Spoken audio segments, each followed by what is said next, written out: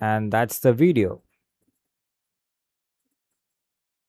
So, and we definitely need the audio for that shit. Okay, that's good.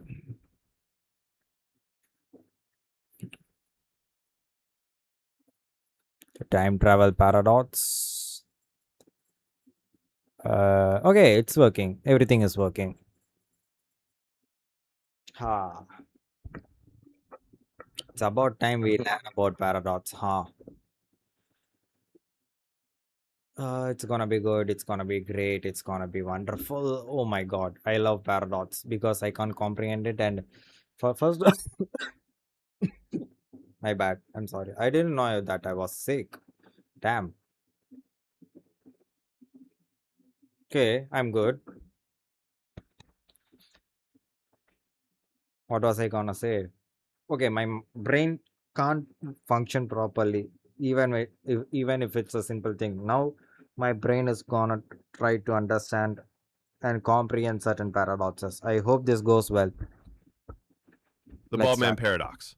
So let's say you're standing in front of your bathroom mirror one morning doing the usual routine, brushing your teeth, looking at yourself, wondering where it all went wrong. And then you notice it. A single hair fell out. This might be the right time to say this. I have worse nightmares about it. I had a nightmare about my friend pouring a liquid solution. I don't even know. It's like a toilet cleaning solution. I don't want to advertise it for free, but it's like by accident. This is a nightmare. This is not a real life incident.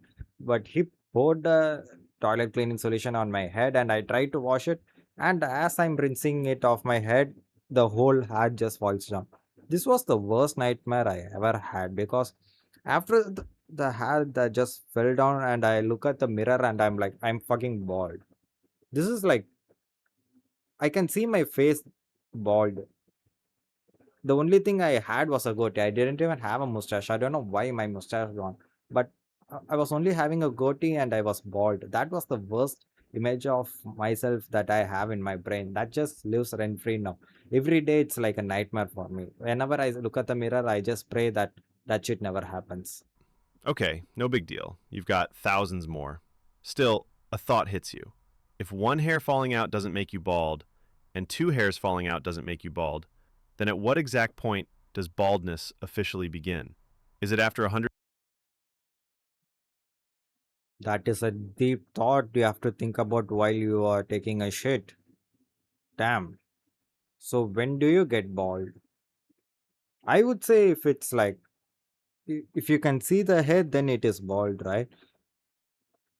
So in order to find the answer for that, you have to technically count every single hair on your head, and by that time, you it's like it's just pointless. I am still worried about my hair. I can't even comprehend me being bald. That's like my worst nightmare. It's just me being bald.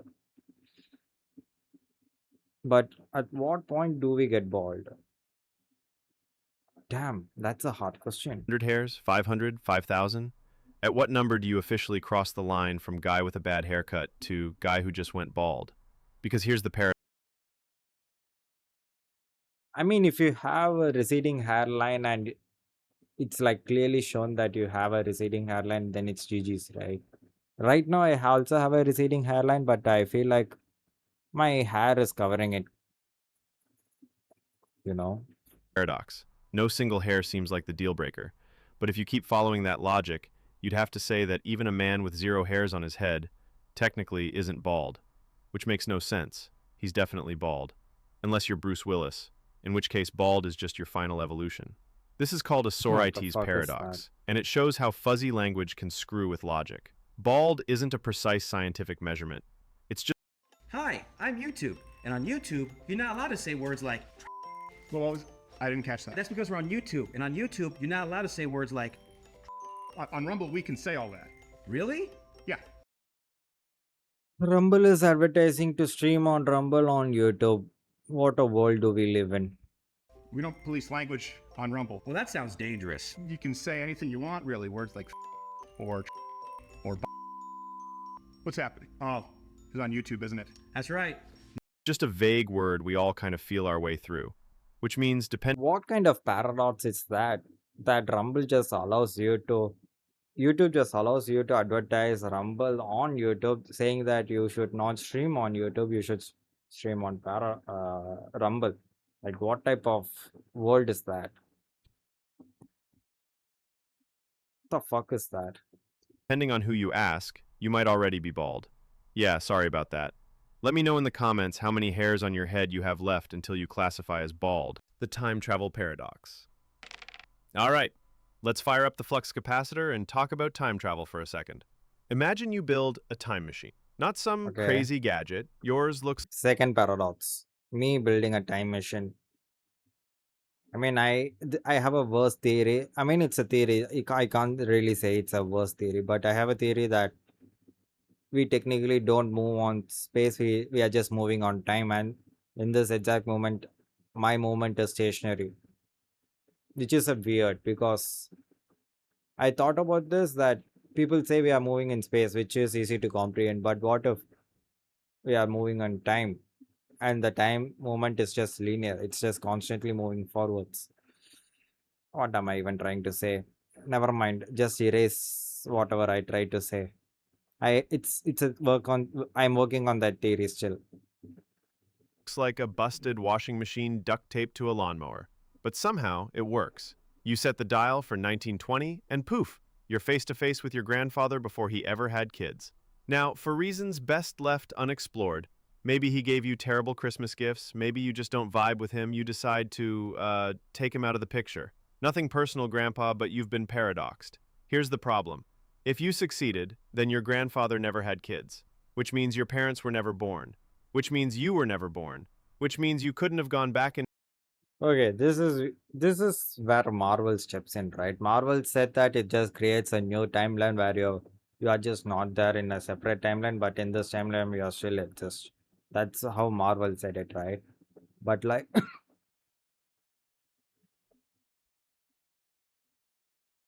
but what if time travel does exist? Let's just figure it out. If time travel does exist, and if something were to happen to my grandfather, which should result in a problem where I don't exist, how do you solve it? Huh?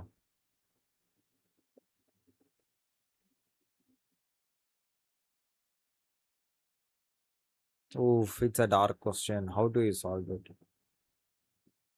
How do we solve it? By the time you return, it's like by the time you return, I would say you are still born, but just have a different grandfather. I don't know. That seems like a pretty good answer, right? I mean, obviously, people might have think about that answer that you just simply have a different grandfather. Let's see how it goes. In time to do the deed in the first place, which means your grandfather is alive again? It's like a cosmic game of peekaboo where existence just glitches out. The paradox shows that time travel to the past breaks causality, which is the chain of cause and effect that reality is built on. Unless, of course, the multiverse exists. In that case, you didn't erase yourself, you just spawned a whole new universe where you're a monster and grandma is single forever. Either way, if you're planning on traveling back in time, maybe just shake your grandfather's hand and thank him for surviving the Great Depression. Don't, erase your own family tree. The barber paradox. Picture this. You roll into a tiny, one-road town in the middle of nowhere. Population? Okay. Probably like 43 people and a few wild animals. And in this town, there's exactly one barber. Oof, that's hard. Is that? He's not just a barber, he's the barber. He cuts I every mean, man's that's hair, basically trims just every my beard, and town, shaves every face. But my here's the hometown. deal. This barber has one very strict rule. He shaves all the men who do not shave themselves, and only Then those who men. shaves the barber? I have heard about this. So if you're too lazy to shave, no problem, he'll do it for you. If you're the kind of guy who gets up at 5 a.m. and shaves himself clean, cool, you don't need him. Simple, right? Except who shaves the barber? If the barber shaves himself, then according to his rule, he shouldn't be shaving himself, because he only shaves men who don't shave themselves. But if he doesn't shave himself, then he falls into the group of men who must be shaved by the barber, which awkwardly is also him. No matter what he does, the rule breaks down. Basically, the barber is cursed to live in a paradox where he either shaves himself illegally or he doesn't shave and still has to shave himself anyway. He's stuck in an endless cycle. Philosopher Can I just say it? Few people don't have a lot of beard or lot of mustache. You know, not a lot of people have beard or mustache. Bertrand Russell came up with this paradox to show how self-reference can completely derail logic. So, moral of the story, don't live in a town where the barber is both the hero and the villain. The unexpected exam Oh, paradox. wait. Except for the time paradox, nothing makes actual sense. Like, time paradox made some sense. The fact that if All something right, were to let's happen go to to a grandfather, your life is in danger, right? But then it's like, at what point do you become bald? That's a paradox. And second thing is a barber, where he can't shave himself. school Okay. for this one. You're sitting in class, half asleep, doodling pictures of stickmen getting eaten by dinosaurs when your teacher suddenly says, "There will be a surprise exam next week. You won't know which day until I hand it out." At first, everyone panics, but Okay, I have heard about this as well. Oof. So at what point does the surprise becomes not a then surprise? you start Because you just predicted it, so now it's not a surprise. That's just a blessing for a overthinker. Like, thinking. You're it's like, not a wait a surprise second, anymore. this exam can't actually happen. You start breaking it down with some flawless logic. First, you Okay. eliminate Friday, because if Thursday rolls around and you haven't had the test yet, then obviously it's got to be Friday. But that means it wouldn't be a surprise, so it can't be Friday. Okay, cool. But if it can't be Friday, then it also can't be Thursday. Because if it hasn't happened by Wednesday, Thursday would be the last possible day left, so it also wouldn't be a surprise. And using the same logic, you eliminate Wednesday, Tuesday, and finally even Monday. You smugly sit back like some kind of wish Sherlock Holmes and announce to your classmates, there will be no exam at all. Fast forward to Tuesday. You walk into class without your backpack, without a pencil, just vibes. And then, damn, the teacher slams a test down on your desk. You're caught completely off guard. Congratulations, you just failed the world's easiest paradox. This is the unexpected exam paradox, and it's basically a logic trap. If you try to outsmart the surprise, you reason yourself into believing the exam is impossible, but the very fact that you don't expect it anymore makes it possible again. Sometimes overthinking just cooks you. The liar's paradox. I overthink into solving that exam will not happen, but then I know, okay, no matter what, this guy is gonna keep the exam. I just don't care about when he is gonna keep the exam. So then, isn't that the paradox solved? Like, I know it's gonna be one of those days, and I'm not surprised that it's gonna be one of those days. I know, I feel like it's a very solvable paradox because at what point I know exam is gonna happen. That is an exam coming week, so it's not a surprise anymore. I get it. The whole point of the surprise is you don't know which day it is, but then it doesn't matter if you are not. If you are, it, I feel like it doesn't matter which day it is because you have been prepared for the exam. So what's the point of that paradox? I think that was a pretty solvable paradox. That was a stupid paradox. In fact, I don't know why that even a thing. Is that like a big issue? I don't know. I feel like that's not a big issue, or that's not supposed to be a big issue. Imagine you're at a party, and for some reason, instead of talking to normal people, you decide to corner everyone with logic puzzles. You stand up on a chair, raise your red solo cup like a king, and announce, "I am lying right now."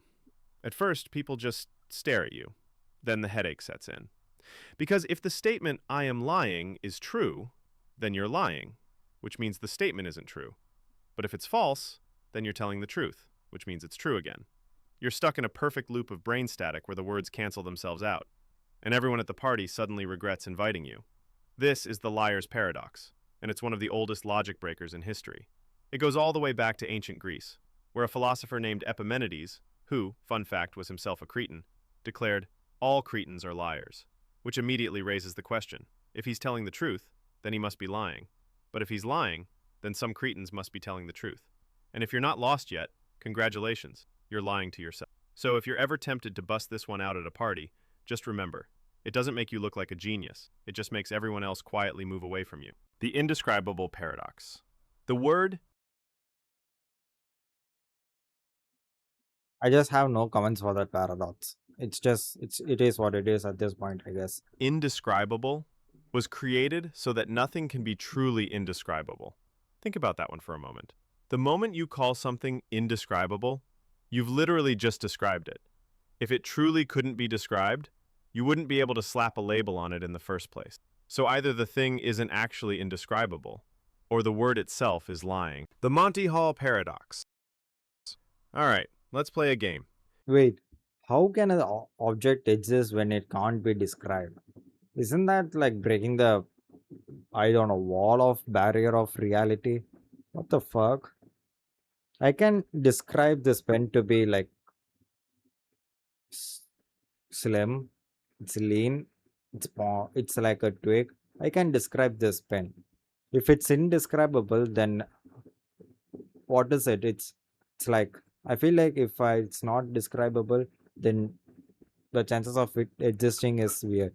Or you don't know, you just don't know the language, because I don't know, I can't say like I don't know English. It is hard for me to speak in English. So maybe if there is a language barrier, you can fall into this indescribable paradox. You're on a cheesy 70s game show, standing under hot studio lights while wearing a suit. The host, Monty Hall, greets you with a big smile and points to 3 doors. Behind one door, a brand new car. Behind the other two, goats. You pick a door, let's say door number 1. Monty, who knows what's behind all of them, opens another door, say door number 3, and reveals a goat. Then he looks at you with his big game show grin and says, "Do you want to stick with your door or switch to the other one?" Now here's where the paradox kicks in. Most people say it doesn't matter. 2 doors left, one car, one goat. It's 50-50, right? Wrong. Switching actually doubles your odds of winning the car. If you stick with The your first fuck? choice, you only have a 1 in 3 chance. But if you switch, you've got a 2 in 3 chance. Why? Because when you first picked, there was a 1 in 3 shot you chose the car, and a 2 in 3 shot you chose a goat. Monty's reveal doesn't reset those odds. It just hands you extra information. If you picked a goat originally, which is twice as likely, switching saves you. If you pick the car, switching loses it. The math says switching wins in the long run. And yet, even when people are told the math, most still stay with their gut choice. That's the real paradox. Human brains hate probability.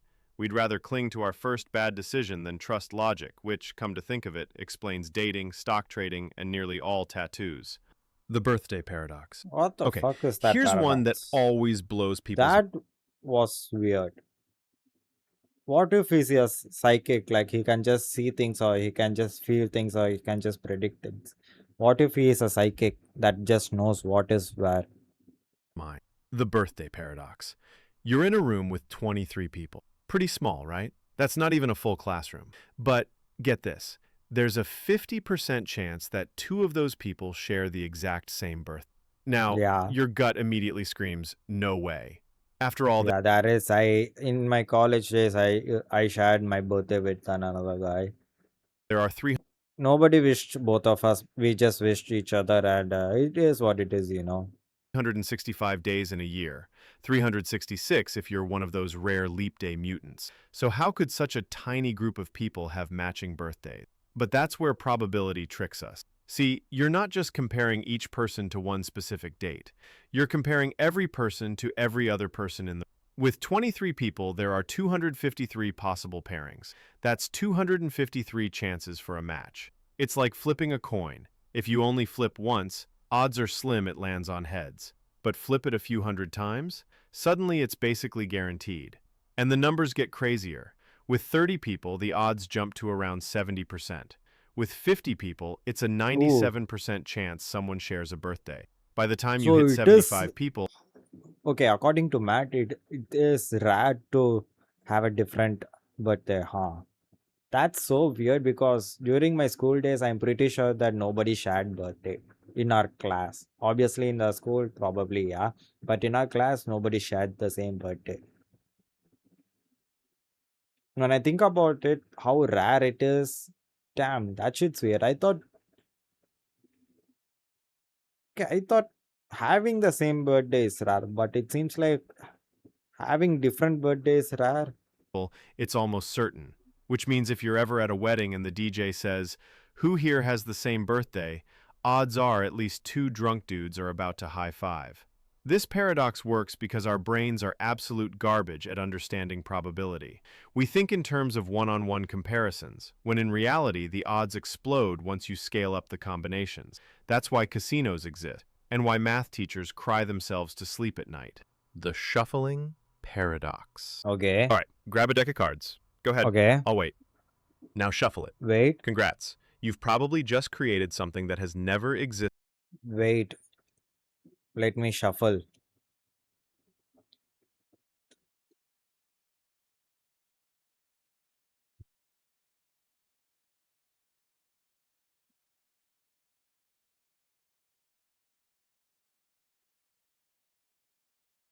Okay, I have shuffled. Existed before in the history of the universe.